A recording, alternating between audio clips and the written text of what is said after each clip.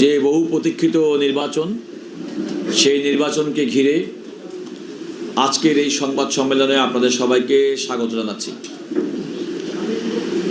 এখানে আমরা যারা উপস্থিত আছি একটু পরিচয় করে দিই আপনাদের সঙ্গে। আমার নাম মোহাম্মদ রুহুল কুদ্দুস কাজল।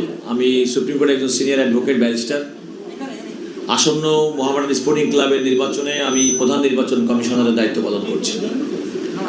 আমার সঙ্গে এখানে উপস্থিত আছেন আমাদের এই নির্বাচন কমিশনের অন্যতম সদস্য নির্বাচন কমিশনার জনাব আনারুল্লাহ হেলাল।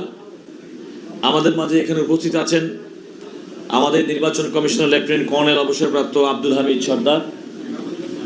এখানে উপস্থিত আছেন নির্বাচন কমিশনার ব্যারিস্টার মোহাম্মদ ইসমাইল হোসেন এবং নির্বাচন কমিশনার খন্দকার মঞ্জুরুল ইসলাম দিলু। এই বার্ষিক সাধারণ সভা এটি সম্পন্ন করার জন্যে ক্লাবের পক্ষ থেকে একটি প্রস্তুতি কমিটি করা হয়েছে।